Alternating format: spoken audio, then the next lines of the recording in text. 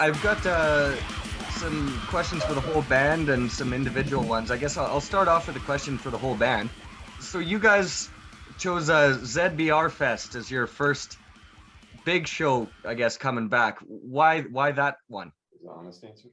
Because they asked. Yeah, they asked us to play. And they said cool. And money. They asked us to play, and they said money at us out loud right up front. It was really nice of them. And they're super nice guys. And I personally really like pretty much every band that's on that bill. So it's a kind of a no-brainer, I think. And did they contact you before you had told everyone that you're coming out with Good? No, not to play the nobody knew that we were coming out with it, so nobody knew to contact us. Okay. Yeah. Nobody knew that. Just Nick from Wax Vessel. That's the only human being that knew we were doing it when we were doing it. So cool. Yeah. So Sprinkle, I'll go to you. Hey, yeah. What and for our watchers who don't know this, that's John, their drummer's nickname for Jason. Yes. I believe. Yeah. So what is your favorite Bach piece? That's a tough one, dude. I mean, there's what I like to listen to, and then there's what I like to play. So my favorite thing to listen to would be, it's from Violin Partita number 2. It's the section called Chaconne. Okay. Absolutely gorgeous, but I cannot physically play it. My favorite piece personally to play is the fugue from Violin Sonata number 3. And I recently recorded a version of that with Jon Karel, and we put it on my YouTube channel. So if anybody's curious, they can see that.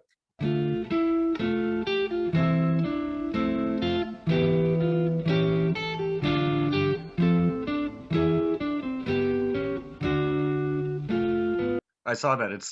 It's awesome. Oh, nice, man. Thanks. And so you and Rich, I guess this could be a question for either of you two. You worked in a bookstore together when you were younger. Yes. Yeah. Who is each of your favorite author? Well, I mean, I don't know. I don't really know what I was reading at the time. This was like 20 years ago, 22 years ago. Yeah, I like to read a lot of like Ann Coulter. Clint,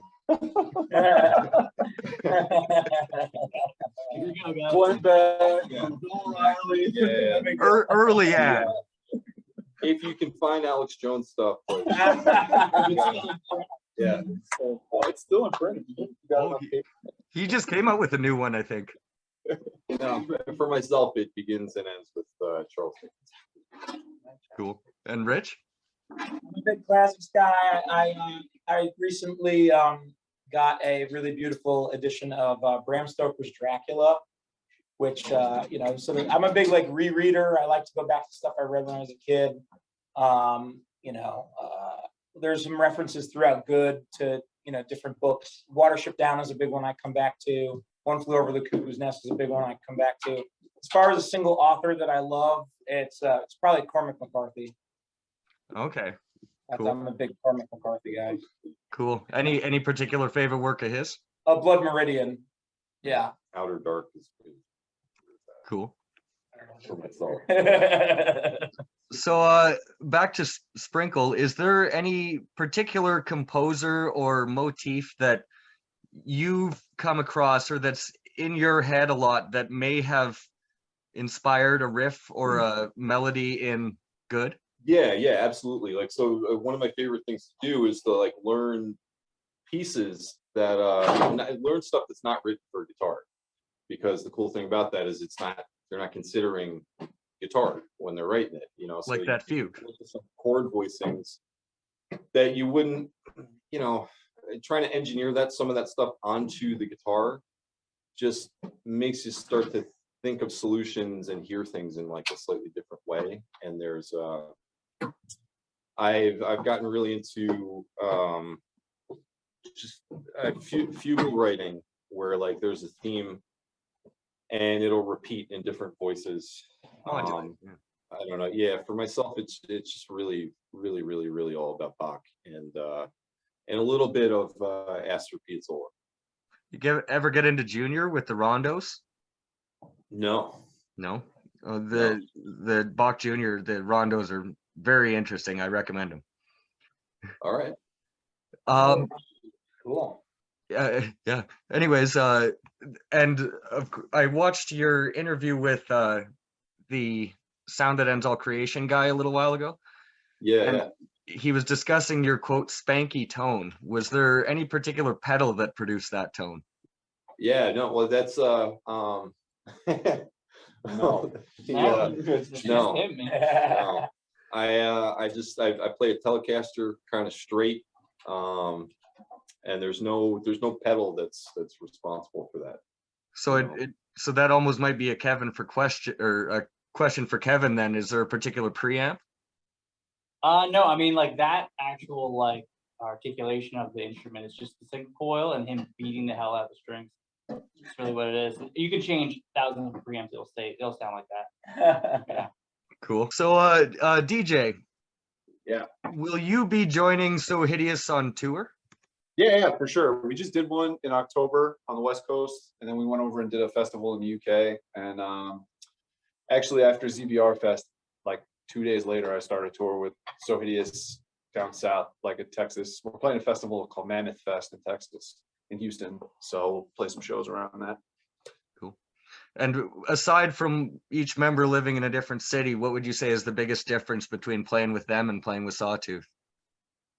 The biggest difference, like I don't know. I mean, musically they're wildly different. You know, like this is like way more technically challenging, just from like a physical standpoint. But the music for So Hideous it's challenging in its own way because like nothing. I I don't think I've ever been on a record that like the music's easy. But it's just like how you approach it is different. I think, you know, Brandon Cruz pretty much composes like the So Hideous stuff. And so he comes at it like basically from a whole, like when he comes to rehearsal with a new idea, he has it pretty much ready to rock. Fully arranged. Yeah, so he knows what he wants the strings to be doing. He knows what he's going to be doing on piano and guitar. He has an idea for Mike. He basically will give me at least some signposts on what to do. And it's neither is better or worse. It's just different, you know. There's a lot more tremolo picking with my right hand, like gets a workout a lot more with So Hideous. My 3-finger technique needs to be better. So you had recently posted about your new basses that you had gotten. One of them was an XS in, I looked it up and it was Marie Antoinette blue. Was that I'm so impressed. What, the color? Yeah. Yeah. We put that color out. So I've been working for Vigier for like 12 years. We put that color out like before the pandemic, like so 3 or 4 years ago, and I always loved it. And yeah, I ordered those basses almost at the same time. And yeah, I got them to do I got them both just in time to do a single that we recorded for So Hideous that isn't out yet. It's just hanging out. And they both got on there. So the fretless is for the first half, and then I put the MTD on the second half. So yeah, that Marie Antoinette blue, I love that color. We did a bunch of guitars, but I don't think there's any other basses in that color. And it's matte, which I like. And I think it looks really cool with the iMetal fingerboard, because the fingerboard's crazy looking on that. So yeah, my favorite body look has always been the old 90s Squire Venuses, and that color was nearly the same. It's hell yeah. Yeah. How many dogs do you have, and what are their names? I have 2. So like Razzie is like my dog. We adopted her. She's like going to be 4, and she's like a little pit bull mutt. And then when I met my wife, she already had Figgy, which is our other dog, and he's like an 11-year-old Samoyed. So that's them. Cool. I spend all hours of all days with them unless I'm like here. Yeah. Cool. So I've had a recent discussion amongst a few bass player friends of mine, and there was an argument. Would you or would you not agree that a blues driver is probably the only gain pedal a bass player should ever need? Oh, no. You need a lot of stuff. But I would say the only thing you really need, like blues driver sounds really good, like an OCD is really good on bass too, but like if you could just get one thing to change your tone, I would say Tech 21 Sans Amp, the OG one. That's it, because you can go direct with that and it sounds like a real amp. You can add it to the front of your amp and it'll sound awesome as a distortion pedal. You can do it like right now I'm using with Sawtooth in rehearsal a Helix, like a Line 6 HX Stomp, but 90% of the work is the Sans Amp model in there. So I could be good without that. If I just had a Sans Amp, I'd be good to go. And sound guys love it. If it's at the end of your chain, you just put that. It is a DI and it sounds really good. So they just know it's going to sound good no matter what you do with it. So I would say that's good. And then like I had a long complicated history with fuzzes, and I recently finally found one that I like. So like a really good fuzz if you're looking for something. If you want to like up it. I finally found a big muff that I like. It's the Green Russian reissue, but also I just got my hands on a it's another one that I modeled in the HX Stomp. It's called the Clawthorn Drive. It's a battering ram. Wounded Paw battering ram. That's like one of the craziest drives I've ever used on bass. It sounds so good because it's an OD and a fuzz together. You use either or both, and it's like, that's awesome. If you want to sound big, that's a relatively inexpensive way to do it. Cool. So to Rich, so the cover art of Good is really elaborate, and I had watched that other interview where you guys discussed getting I believe it was a Japanese artist to do the cover. Shintaro Keigo, yeah. So what I understanding that it was him who made the piece and you that just kind of commissioned it. What does that result, how it turned out and everything, what does it mean to you? Well, the big thing that we told, the only thing that we told him was that it just needs to be kids playing. Because, I don't know, I mean, the whole record is sort of about lyrically, like being a dad and like being really happy just being a dad and like being happy to do this but not needing to do this to be happy, you know what I mean? And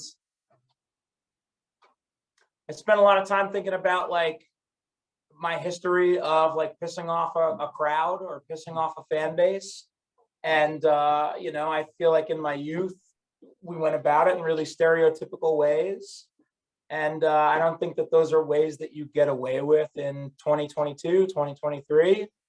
And I said, everybody's so miserable right now, coming off this pandemic. I said, the biggest way to antagonize a crowd is to write a record about how I'm doing good.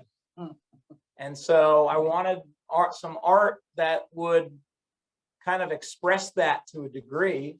It was Jay's idea to get in contact with Shintaro Keigo, who is, I'm sure you've looked into it if you're not already just a big fan. I mean, his stuff is Vivid, just like wildly gruesome. And it was a funny conversation to like with these guys for me to be like, yeah, like I want him to do it. I'm excited for him to do this art. Like it can't be gruesome. Like it has to just be kids playing. And I think initially everybody was like, that's crazy. Like that's a crazy idea and a stupid idea. But like, I'm glad everybody kind of wrote it out with me. I feel good about where we wound up. I feel good about it. Makes me happy. It looks chaotic as well. Like it's a lot of craziness happening. There's trains and there's a pig on there just flying. That's the sound, Yeah. What we sound like to me in my brain. And the full fold out version, I think you had posted it on behind the lyric video or something, or the instrumental video. Yes. And I cannot wait for people to have. I spent a lot of time on the layout because Keigo did that big piece of art, but I kind of like laid out the rest of the, like the booklet and the artwork for when the record hits, the actual physical copies. And I cannot wait for people to have it in their hands and to open it up and kind of see like this art and the way we've presented it. I don't know, we took our time with this, like took great effort and time to like make sure it was cool and like visually interesting. And I mean, my North Star for like album art is Fixation on a Coworker by Dead Guy, which to me is the greatest album booklet of all time. So I'm just chasing that. I'm just like chasing that like sort of weird pop art, like disgruntled looking thing. But then it comes out, you know, I don't know, it comes out weird. It's like, oh, it's a happy record and I'm being passive aggressive about it. You know what I mean? So yeah, but I'm really pleased with it. I'm really pleased with it. So your vocals, as I'm sure you're aware, are uniquely high pitched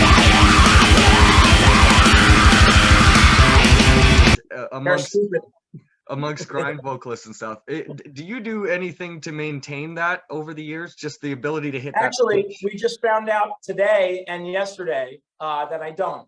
I don't do anything to maintain it. I came in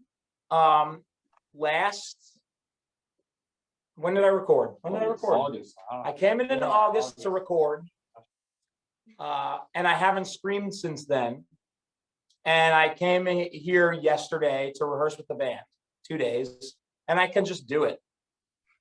I wish. Which is like, no, that's what it is. That's honest. That's what happened, right? I mean, that's how that went, right? Yeah, it was an experiment. It was like, oh, I live in North Carolina, and like I'm not in an active band down there, so it's like, what am I gonna do? Like, I tried like screaming in the car a little bit, and I'm sure like, you know, fellow motorists thought something was wrong with me, and maybe, you know, like, oh, do we need to call? When you were explaining to me all this, it doesn't dawn on me that you don't know that you can do it. You know what I mean? I don't know. Yeah. Like I woke up yesterday morning to come out here, and it's like there is a sort of like it's a little hard to express. It's just a feeling like from here to here, that it's like that morning I wake up and I'm like, I'll be able to do it today. I think I'll be able to do it today. Like I can feel it in there. And then some days you don't feel it in there, you know. Johnny boy. I got 5 minutes before I leave too. Throw some John questions quick. Okay, sure. Okay, I do have some John questions. John, are you still getting enough niacin in your diet? Probiotic. Never enough niacin and never enough yogurt. But I am a niacintologist still. Yes. I still belong to the Church of Niacintology. Peace. So when I was younger, I learned my double kick technique off of your old video where you showed how to do the side step. One thing that's very useful is when you're using all ankles feeling with your feet, a move that can add a lot of power to the technique, a lot of volume, is using the bigger muscles to subdivide these ankle strokes into like a down and an up by swiveling your ankle. So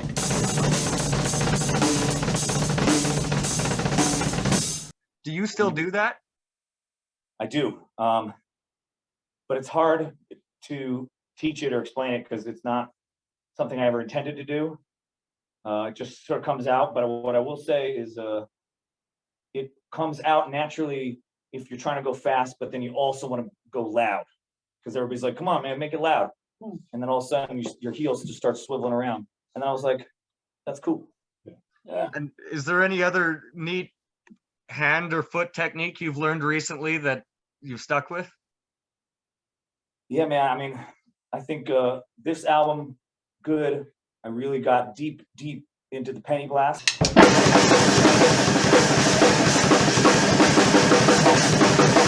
Vibe. Get ready to hear a lot more about ladder blast. I'm all about ladder blast. I unveiled the ladder blast all over Cremation. Is that the one finger at a time? Nope. It's like all 5 limbs at the same time. My dick. I think that's the 5th one. I feel like some people understand penny blast, but like the first time you said it to me, like I got it, obviously, but maybe everyone doesn't get it. I still don't know what the fuck you're talking about when you're talking about penny blast. I'll do some sort of tutorial at some point to explain it, but just get ready to hear more about ladder blast. I see. cremation was the unveiling of the ladder blast. All right. So a couple quick ones for John, since he's got to go right away. What's your favorite rudiment? Double strokes. Favorite Lewis Cole song? Oh my God. He keeps topping himself. He keeps like Dude, taking it up a notch. what's the one that's the Dance of Death? Dance of Doom. What I will say is his band with Genevieve, last name can't remember. Noah. Yeah. Me and my son have rocked that album, Noah Rules, so many times in the car. Pizza is my son's favorite song in the world. Oh, hell yeah. P-I-Z-Z. Hey. And I guess last one for John. What was your favorite moment of Earth Tour? Earth Tour. The favorite moment was when I got rip roaring drunk in Russia. I thought I was hitting on all these hot chicks. It turns out they were whores. And then they got mad. And because I wouldn't, sorry, because I didn't know what was going on. And I was like, ladies, let's all just hang out back at the hotel. They basically told me to get lost. And then I went back to the hotel, and then Gary filmed me being a drunk idiot. And I just felt really special that day. I felt very unique. So there's a bunch of characters that kind of show up song to song in the lyrics in Good. Yes. Snakes and kids, and are those based on, like, have you come across or been attacked by a snake or something? Well, I'm the dad in the songs. My kid is the kid or the child, right? That's my kid. Kevin is the snake, obviously. Kevin is obviously the snake. Trying to sabotage this record from day one. We got a big copperhead issue in North Carolina on hold, and so we worked so really hard to create like this sort of idyllic suburban life for my family and my kid. And the tune Swell is about the block parties that we have in my neighborhood that are like very much like that scene in Sandlot where the Drifters are playing in the background and then they go and play baseball afterwards and all the tables are out and it's 4th of July. It's like, that's where I live. That's my neighborhood. And like, I love it. But also like every once in a while, you just like, you just see a copperhead and it's like, well, that's a venomous snake that you could die. You know what I mean? It's just one of those things. It's like, I don't know, there's like a Lynchian vibe of like this beautiful idyllic scene where it's like the underneath of it and like the creatures and the sort of the unknown, and the balance between like trying to live mild and live like nicely and have a nice time day in and day out, but then also like to be on the lookout. It's not a metaphor for like pedophiles or anything like that. It's very literally like about that there are actual snakes. There's snakes and they're everywhere, and you don't see them sometimes. We were on a hike and I almost stepped on a king snake. Have you ever seen a king snake in the wild? I have. And I shrieked like a little girl, and I picked my son up away from it, and he thought it was cool. Fair enough. So it's kind of like the I think you had mentioned to Chris that the first song was about a tree in your yard. So a lot of it's just about tree. So a lot of it's just about things that you see day to day. It's the only autobiographical album I've ever written. And it almost totally is like exclusively just like how I feel about life and like how I feel about my life and how I feel about doing this again, which I'm very excited to do this, and I'm very in love with like the process that this has all been and the material that it's yielded. And like I have like a lot of love for this group of guys here that have kind of done it with me, like all together. Like it's been an amazing experience that I've never had. Like I enjoyed recording so much here. Like I've never been a guy that's enjoyed recording. Like it's been such like a beautiful art. And then it's also about like how I really love just being home and like there's a part of me that's so excited to put it out there and play, and like there's another part of me that's like I want to be at the house and like you guys, like I'll put it out there and you guys are making me play live. You know, you're demanding it. Like some of like, I don't need this is a little bit about that. Some of like, The Shining Wire is a little bit about that, where it's like, I want to safeguard the experience that I'm having a little bit by not turning it too much into a job, because I inevitably would hate that, right? So there's a little bit of that in there too, I guess. Cool. So, Kevin, was there any particular piece of hardware or software that you think you used in mixing or mastering good that gave it a unique sound? I don't think so. I think it's just a culmination of the way the band sounds as individual members, and then me kind of like just putting it together with my interpretation of the sound of the band. You know, refining parts and stuff like that, and going over them things with the guys and stuff like that. So that's what I always like. That's always my approach to production with records. Is like, first listen, you know, see what you're hearing, fix what maybe needs to be helped or whatever, and then just, you don't want to like change the band, like, because if they're not good, that's one thing, but these guys are great. Yeah. And you know, that's why I asked to get involved, because like they were so good. I was like, oh, I'd love to play these songs. So that's where that came from, you know. Yeah. Do you think there's any hardware or plugin that you use that, aside, not just with Sawtooth, but in general, that gives albums your sound? I'm sure there's a few things how I route stuff, and you know, it's obviously in my ear. But one of my favorite pieces is my API 2500. This lives on my drum bus, so my parallel comp. I know that's like, doesn't make any sense to most people, but if there's two people that know what that is, congratulations. That's fun. I have a general idea of how that works yet. Okay, cool. Yeah. So I know it was a while back, but especially seeing how far they've come since then, how was it recording or working with The Armed? Oh, geez, that was a long time ago. We worked a lot through email and stuff like that. And then the one thing that I did that Chris did the drums for, Chris Penny. And that came out really, really awesome. I mean, that's the trip. That was a long time ago. That was like 2009 or 10 or something, I feel like. Yeah. That was the first thing they put out, right? Maybe, I don't know. The one that he's on is the first one, right? Yeah. The first full length. Yeah. I wasn't even like aware of the band at all. Well, they're like this big anonymous thing, right? Like Yeah. this, Yeah, I'm curious about that. Like, because they've switched through members so many times over the years, but there's always been kind of one or two or three people that have been there I throughout. think there's like one main guy, Yeah. Anthony, that's kind of perpetuating the whole thing. A lot of the fun ideas that band does are his ideas. Like, they have some really funny things, like videos. There's one of the Tommy, the guy who did that video, like, hey, hi Mark, what was that guy? Yeah, so it's just literally the entire song is a video of him sitting like almost like a homeless person, right? It's like sitting while the song's going on. He's just like sitting there like on the street the whole time. It's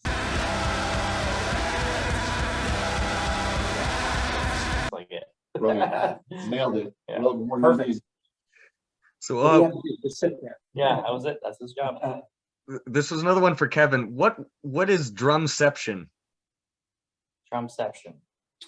I think that was was a the track Gear I Gods did. thing. Yeah, I did a thing for Gear Gods a few years ago where I think Will Putney was putting out some kind of like a plugin or some, or like a sound pack, and they contacted a few artists and were like, "Hey, would you want to write to these drums?" And then I was like, "Yeah, sure." So I just wrote a crazy song for these drums and then like played it. Yeah. I put the bass on it. Oh, cool. Oh, nice. That's why it sounds awesome. Cool. And so last one for Kevin. This is kind of a left field one. So I think this was the last, like the Limerent Death album cycle or tour cycle. And you were playing with Dillinger at that point, yeah? Yeah. So I had a buddy that was one of the numerous sound techs on that night at that show. And he was going around claiming to people that you guys were pre-recording all of your guitars, and that and that none of it was being none of it was being played live. The truth comes out. There's no way that would even be physically possible. We don't play most of those songs too. But It's See, just like, that's what I figured. there's literally no way that would be possible. Yeah. That's hilarious though. What does it sound? It definitely doesn't sound like that live. It sounds manic. Crazy. I was gonna say it sounds a lot more controlled. Yeah, it's not that. Yeah, I've just always wanted to clear that one up. About it, So what was, this could be a question for any of you, probably more Jason or Rich maybe. What was the thinking behind releasing just an instrumental version of Good? Oh, I mean, I didn't really, that's something that Jon did on his own. Jon, he didn't tell anyone. He didn't really tell anybody. He asked me if I'd be okay with doing it. Yeah, there was some clearance over here, but like we just got trailer links for it one day. Yeah, they literally just showed up in the group chat, and then we're like, all right, yeah, cool, man. It sounds kind of empty though, right? It sounds a little empty, just the instrumental, right? Yeah, little vacant. That bass is cutting through. It is. Yeah, that's true. I was actually an instrumental mixer. Yeah. I think Fall of Troy had done that a few years back with their album when they got back together, and I wonder if he was inspired by that at all. We did that with number 12 too, the Wild Gods album. Yeah, that's But, true. I think you see it every once in a while. Yeah, it's kind of cool. I mean, I don't know. I feel 50-50 about doing that because it's like, the vocals are part of the music. It's like releasing it without the guitar. Like, what's the point? If anything, I would put out stems and let people remix them and record or practice, because some people want to learn the parts, and it's cool when you can if you want to learn the bass part, delete the bass part, But yeah, I don't know. But it's also cool because so many people are like, oh, I like the music screaming, and it's like, dude, fuck off. All right, here you go. Here's the riffs. They're just as annoying. My entire career has mostly been that. Like, I really like the band, but Can't even understand what you're saying. vocalist. Fuck off. Yeah, that's You constant. should just tell those people to go to listen to Dream Theater or something. I love it. I love it. I love being the thing that clears the room. Like, I'm a big fan of that. I'm a big fan. It's like, how can you be such a fan, such extreme? Everything else is so extreme. And that's the thing. That's the weird. That's the sticking point. You just suck. It's wild. Yeah. But I think also part of it is like you can focus on the instruments a little better. I would guess that's the reason. Yeah. Is like, okay, like now you can, without Rich screaming over the top, you can like focus on what crazy shit Jay is doing. It's so good. Or whatever, so. It opens. We're doing a just vocals version too. That'll be nice. Oh yeah, just the hook. Yeah. And bone dry vocals too. No, I would never do that. Processing. Listen, hey now. That would hurt my soul. So last question for all of you. Will your next recording output be done with Kevin again? Oh, absolutely not. Put me on the spot. Whoa. There's been some discussions about that, and there's pros and cons on both sides, but there's let's just say there's some interesting names, interesting hats getting thrown on the table. Rick Rubin. Yeah. Pharrell. Rick Rubin, Mutt Lang. Go with Suge Knight. Oh yeah. We're trying to make it different. Maybe like more of a funk record. Oh, thank God. Oh man. Regardless of what we end up doing, I have a tough time imagining not coming back here and working with your guys again. Thanks, man. Yeah, You'll but just- I really love the way the record came out. Yeah, I love working here. I've done it a million times now, so it's very easy and comfortable for me. I also love to do new things, and I think for Kevin's sake, getting a sixth person's ears on there would be nice, and takes a little bit of pressure off. So I don't know. We'll see what happens. We got to write some songs first, I guess. Cool. Well, thanks for talking to me, all you guys. Thank you. Yeah, you got it. I like all these questions. Yeah, thank you for the questions. I can't believe you knew that the bass was Marie Antoinette Blue. That's so cool. And I guess also that question I didn't really answer. The intentionality is yes. Like I am all for beheading monarchs and billionaires. That's good. And then naming base paint coats after them.